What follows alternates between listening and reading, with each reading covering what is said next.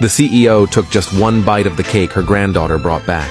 The next second, she was shocked to realize the taste of the cake was exactly the same as the one her husband used to make. She quickly asked her granddaughter to take her to the person who made the cake, because he could very likely be her husband, who had been missing for 15 years. It was on the CEO's birthday 15 years ago that her husband personally made her a lemon honey cake. This was a unique dessert that only her husband could make. The CEO also took out the safety charms embroidered with the names of her family members and handed them out one by one to her husband and their 3 children, hoping they would bless the family to live together in peace. Soon, the children finished the entire cake.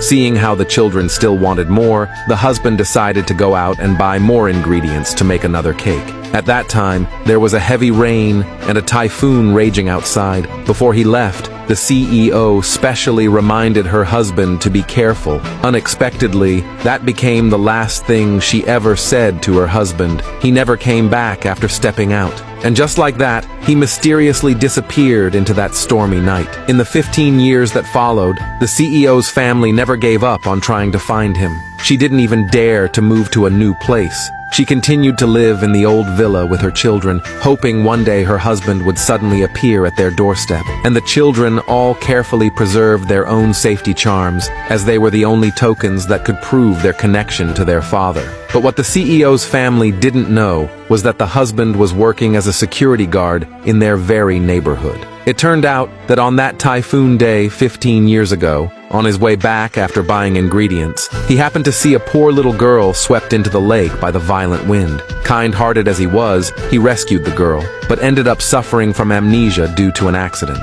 He forgot his identity, his family, and everything about his past. Later, he adopted the little girl and raised her as his own daughter. To support her education, he took a job as a security guard at the neighborhood gate. Now, the adopted daughter had not only graduated from college successfully, but also passed an interview and became an intern at the CEO's company. Years of hard work had made the man grow old, and he looked very different from how he used to be. So the CEO didn't recognize him at all. Although the man had no memory of the past, he still carried the safety charm with him every day, feeling in his subconscious that it was something very important. One day, the youngest son was driving his girlfriend home, but was stopped by the man at the gate. The reason was that the car had not been photographed and registered to enter the neighborhood. The youngest son also didn't recognize that the security guard in front of him was the father he had been searching for all these years. Instead, he acted arrogantly and insisted on forcing his way in.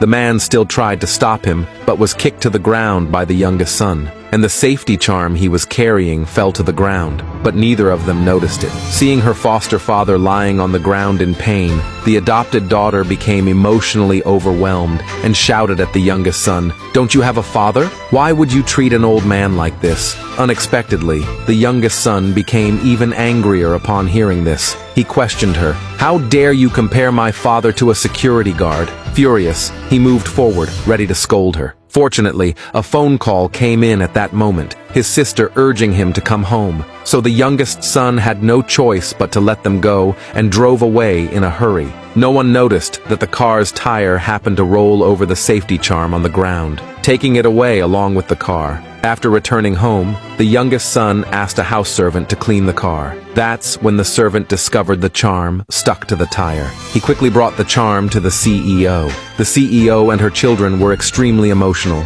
Now that the husband's charm had turned up, it meant that he might be nearby. And coincidentally, tomorrow was the CEO's birthday. She decided to hold a grand birthday banquet, hoping that a miracle might happen. Maybe the husband would show up after hearing the news. Early the next morning, the security team received word that the CEO was hosting a birthday banquet. The team leader immediately assigned tasks to all the staff to ensure security preparations were in place. The man was patrolling near the CEO's villa with his co-workers, but it was his first time coming to this area, and he strangely felt that everything around the villa looked very familiar. When he looked at the wind chime hanging on the tree, a vague image of a little boy calling him Dad flashed through his mind. Soon, he arrived at the back door of the villa. His hand instinctively reached out and touched the wall of the building. In a dazed state, he saw a scene of a family playing and laughing together in this place. More and more memories started flooding back, causing the man to feel increasingly disoriented. He accidentally stumbled into the banquet scene. Feeling dizzy,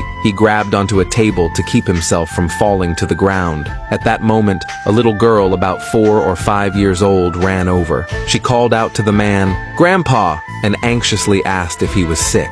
It turned out that this little girl was the CEO's granddaughter. She had never seen what her grandfather looked like, but based on a child's intuition, she felt that this security guard had a warmth like family. The man also felt a deep familiarity with the little girl. If he had once had a family before losing his memory, perhaps his own granddaughter would be about the same age as this girl. The little girl told him that her grandma loved eating lemon honey cake. She wanted to surprise her grandma, but she didn't know how to make one, so the man agreed to the little girl's request and offered to make a lemon honey cake for her. But just as the cake was finished, the youngest son stormed in furiously, grabbed the man by the collar, and dragged him outside, shouting that he was going to teach him a lesson.